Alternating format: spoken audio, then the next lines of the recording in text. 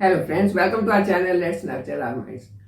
आज एक बहुत ही कॉमन टॉपिक पर मैं बात करने वाली हूँ, क्योंकि इसके लिए मेरे से बहुत लोग पूछते हैं। कम से कम 8 से 10 मदर्स का ये मेरे पास मैसेज आया हुआ है कि हमारे बच्चे का, अभी बच्चा 8 साल का है, 10 साल का है, 12 साल का है, वजन बढ़ता जा रहा है, पेट बहुत बड़ा है, तौन बहुत बड़ी है। तो क्या उनको ये जो मार्केट में मिलते हैं पतला होने वाली टैबलेट्स या पाउडर, वो देना सही है? बिल्कुल सही नहीं है। किसी भी बच्चे को ऐसी कोई टैबलेट देना बिल्कुल सही नहीं है। हमारे टाइम में भी बच्चे छोटे होते थे, लेकिन हमारे टाइम में क्या था कि बच्चे भागते दौड़ते बहुत थे, तो उनका वेट नहीं बढ़ता था, मोटापा नहीं बढ़ता था। आजकल थोड़ा सा प्रॉब्लम ये हो गई है कि बच्चों का फिजिकल एक्टिविटीज खत्म हो गई है। तो इसके लिए सबसे पहली चीज और सबसे जरूरी चीज तो ये है कि आपके बच्चे का अगर वजन बढ़ रहा है तो उसकी फिजिकल एक्टिविटीज बढ़ाएं। लड़का है चाहे लड़की है, उनको उनको प्रोत्साहित करें कि वो बाहर जाके खेलें। बेशक आपको साथ जाना पड़े, कोई बात नहीं, आप साथ जाइए, उनके साथ टाइम बिताएं, लेकिन उन्हें बाहर एक्टिविटीज के लिए भेजें। साइकिलिंग करें, स्कीपिंग करें, बैडमिंटन खेलें, फुटबॉल खेलें, जो वो खेलना चाहते हैं बाहर जाके वो खेलें। जितना वो दौड़ेंगे भागेंगे उतना उनका वजन भी सही रहेगा, उतने वो एक्टिव भी रहेंगे और उनका पढ़ाई में ध्यान भी ज्यादा लगेगा। तो सबसे पहला काम तो ये करना है। आजकल ये एक बर्निंग टॉपिक है। और क्यों है ये? आयुर्वेद ये कहता है कि आपका अगर वजन बढ़ता है तो इसका मतलब आपके मेद धातु जो है वो इम्बैलेंस हो गई है। वो धातु फैट टिश्यूज को कंट्रोल करती है। जब वो इम्बैलेंस हो जाएगी तो फैट टिश्यूज बढ़ेंगे, फैट बढ़ेगा, और वो फैट कहाँ जाएगा? वो आपकी बॉडी में जहां जहां कैविटीज है वहां जमा होना शुरू हो जाएगा। वो आपके एब्डोमिनल में जमा होगा, क्योंकि आपके जो जितने भी वाइटल ऑर्गन्स वहां पर हैं उनके बीच में जो जगह है वहां जाके वो जमा होना शुरू हो जाएगा। इसको कहते हैं विस्ट्रियल फैट। और ये फैट इतना खतरनाक है कि इसके कारण बच्चों में भी आजकल डायबिटीज होना शुरू हो गया है। कितनी कितनी गलत बात है कि डायबिटीज किसी को भी नहीं होनी चाहिए, लेकिन अगर बच्चों में हो गई तो बच्चे बेचारे क्या करेंगे? उनको इन सब समस्याओं से अगर बचाना है, फिजिकल एक्टिविटीज पर ध्यान देना होगा। दूसरा, एक ये फैट बढ़ने का एक और भी कारण है, इसकी तरफ भी ध्यान देना बहुत जरूरी है। आजकल प्रॉब्लम ये हो गई है कि एक तो फिजिकल एक्टिविटीज कम हो गई हैं और फूड कल्चर चेंज हो गया। ये जो फूड कल्चर चेंज हुआ है इसने सबकी सेहत को खराब कर रखा है, चाहे वो बच्चे हैं चाहे वो बड़े हैं। जैसे जंक फूड खाना, जैसे रेडी टू ईट जो फूड होते हैं वो खाना, पैकेज फूड खाना, टेस्ट के लिए जो शेल्फ लाइफ जिनकी बहुत ज्यादा होती है, बिस्किट, पेस्ट्री, नमकीन, ये सब वो खाना, क्योंकि वो टेस्टी बहुत लगते हैं, जबान को बहुत अच्छे लगते हैं। अगर बच्चों को आप कहोगे कि जी लौकी की सब्जी खा लो, और आप पास्ता दे दो उनको जिसमें खूब सारे सॉस वगैरह डाल के, बड़े खुश होके खाएंगे।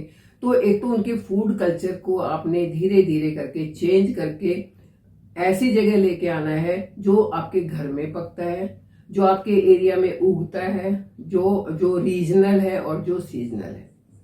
ये चीज अगर आप उनको खाने को देना शुरू कर देंगे तो उनका जो ये प्रॉब्लम जितने लोगों ने बताया है वो अपने आप ही सॉर्ट आउट होना शुरू हो जाएगा। साथ में मैं रेमेडी भी बताऊंगी, बच्चों के लिए भी और बड़ों के लिए भी। तो मैं आयुर्वेद की बात कर रही थी, कि ये बढ़ता ही क्यों है। ये इसलिए बढ़ता है क्योंकि मेद धातु जो है इम्बैलेंस हो जाती है, और उसके इम्बैलेंस होने का मतलब है कि आपका मेटाबॉलिज्म कमजोर हो जाता है, जठराग्नि मंद पड़ जाती है, आपका डाइजेशन वीक हो जाता है। और जब डाइजेशन वीक होगा तो खाना तो डाइजेस्ट नहीं हुआ, वो या तो शुगर के बन के और वो आपके ब्लड स्ट्रीम में जाएगा तो शुगर को बढ़ाएगा, या फैट बन के कहीं चिपकेगा तो कूलों पे, पेट पे वहां जमा हो जाएगा।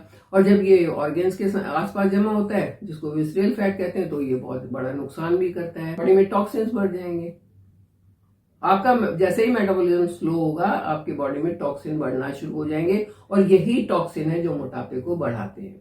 इसका अगर विसरियल फैट बढ़ता है तो डायरेक्ट आपकी टंग से कोई संबंध नहीं है, लेकिन फिर भी आपकी टंग से आपको एहसास होना शुरू हो जाएगा कि हाँ कुछ ना कुछ गड़बड़ हो गई है। टंग के ऊपर येलो कोटिंग दिखेगी, या टंग के ऊपर व्हाइट कोटिंग दिखेगी जो ग्रीसी होगी, चिपचिपी सी होगी, या आपकी टंग के ऊपर आपके दांत छपने शुरू हो जाएंगे, दांत की शेप आनी शुरू हो जाएगी। अगर ऐसा कुछ भी होता है तो इसका मतलब कि आपका विसरियल फैट बढ़ना शुरू हो गया है। वो जमा होना शुरू हो गया है। हालांकि अभी वो बिल्कुल इनिशियल स्टेज पर है। अगर अभी आपने संभाल लिया तो बहुत फायदा रहेगा, नहीं तो ये नुकसान कर सकता है। तो ये इसकी पहचान है। अगर आपको अपनी टंग पर ऐसा कुछ भी दिखता है तो तुरंत सावधान हो जाने की जरूरत है। तुरंत अपना खाना पीना जो है, फूड कल्चर को चेंज करके अपने आप को सही करने की जरूरत होती है। अगर इसके साथ साथ आपकी जीभ पर कट भी पड़ने शुरू हो जाए, वो ब्रश करते या स्क्रैप करते टाइम ब्लड आना शुरू हो जाए, तो इसका मतलब कि आपका कफ भी इम्बैलेंस हो गया। मेद धातु तो इम्बैलेंस थी, आपका कफ भी इम्बैलेंस हो गया। वो दो चीजें इम्बैलेंस हो गई तब तो उनको सुधारना और कठिन हो जाएगा। लेकिन आयुर्वेद में ये एक अच्छी बात है कि उन्होंने जो तरीके बताए हैं मुश्किल नहीं है, दवाइयों के भरोसे नहीं है। अगर हम शुरू से उन तरीकों को अपनाना शुरू कर दें, अपनी तरफ ध्यान देना शुरू कर दें, सिर्फ अपने ऊपर ध्यान देने की जरूरत है। आपका बच्चा अगर मोटा हो रहा है तो बच्चे के ऊपर ध्यान देने की जरूरत है। आपका पेट बढ़ रहा है, तौंद बढ़ रही है, मोटापा बढ़ रहा है, एनर्जी कम हो रही है, तो अपने ऊपर ध्यान देने की जरूरत है। और जैसे ही आप ध्यान देना शुरू करेंगे तो क्या करेंगे कि आलतू फालतू जंक वंक खाना कम करेंगे, अपने सोने उठने के टाइम को सही करेंगे, अपना जो न्यूट्रिशन के लिए जो आपको चीजें चाहिए जैसे सब्जियां हैं, फल हैं, वो खाना शुरू करेंगे तो आप ठीक हो जाएंगे। बस सिर्फ आपकी बॉडी की तरफ ध्यान दे दो, आप ठीक हो जाओगे। और अगर चेक नहीं किया, अगर ध्यान नहीं किया तो क्या होगा? आपने सोचा चलो थोड़ा सा बड़ा है, टंग पे दिखा है, कोई बात नहीं, और वही चीजें खाते रहे, वही लाइफस्टाइल अपनाते रहे तो ये कारण बनेंगे डायबिटीज का, बीपी का, शुगर का, ये आपके ओबेसिटी का, ये सब चीजों का कारण बनेंगे। जो लाइफस्टाइल डिजीज होती हैं उनका कारण बनेंगे। तो आप कोई नहीं चाहेगा कि ऐसी कोई डिजीज हो जाए जिसकी उम्र भर दवाइयां खानी पड़े। और अगर नहीं चाहते हैं तो संभलना, सुधरना और अपने ऊपर ध्यान देना बहुत जरूरी है। कोलेस्ट्रॉल भी बढ़ेगा, ट्राइग्लिसराइड भी बढ़ेगा, और ये सब बढ़ेंगे तो हार्ट का प्रॉब्लम भी होगा। तो कितनी सारी प्रॉब्लम्स हो सकती हैं जरा सी असावधानी से। तो सावधान हो जाएं। और चलिए रेमेडी की बात करते हैं कि कौन कौन सी रेमेडी है। कोई भी रेमेडी मुश्किल नहीं है, कोई भी रेमेडी ऐसी नहीं है जो बाजार से आपको खरीद के लानी है। 2-3 मैं आपको बताऊंगी, उसमें से जो आपको सूट करती है वो आप लेना शुरू कर दें, बस फिट हो जाएंगे। तो पहली रेमेडी है सौंफ, अजवाइन और जीरा।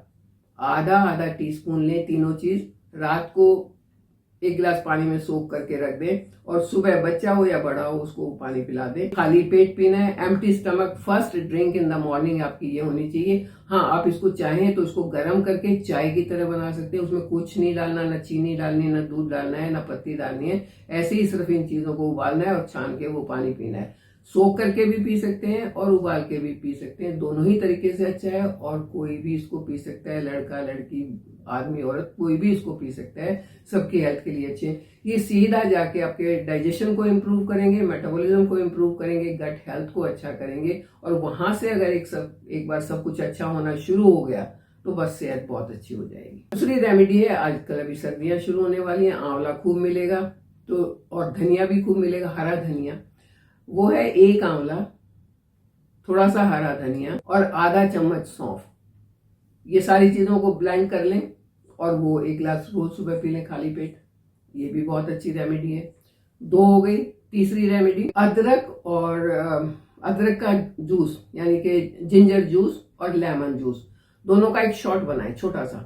आधा नींबू निचोड़ लिया और लगभग 1 टेबलस्पून जिंजर का जूस निचोड़ लिया।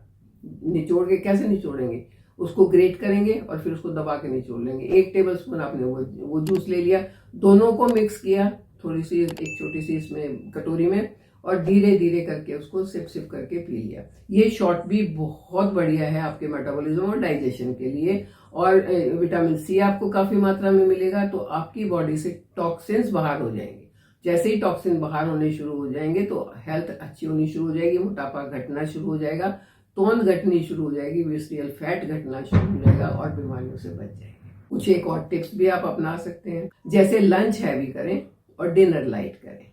डिनर जल्दी करने की कोशिश करें, सन एनर्जी के साथ अपनी एनर्जी को मैच करके चलने की कोशिश करें। डिनर अगर 7-8 बजे तक खत्म कर लें और हर मील के बाद करीब 100 कदम, यानी कि कम से कम 5 मिनट आप टहल लें।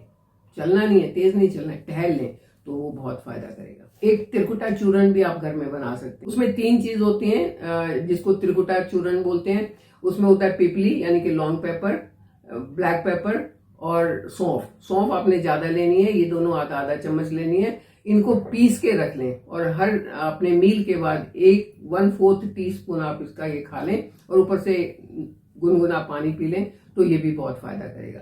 सारी चीजें घर में मिलने वाली हैं, सारी चीजें किचन से लेनी है, बस लेनी है और काम काम में लानी है। इतना ही तो काम करना है ना आपको। अपनी हेल्थ अच्छी करनी है, बच्चों की हेल्थ अच्छी करनी है, घर में सबकी हेल्थ अच्छी करनी है, तो ये आसान से तरीके आप अपना सकते हैं।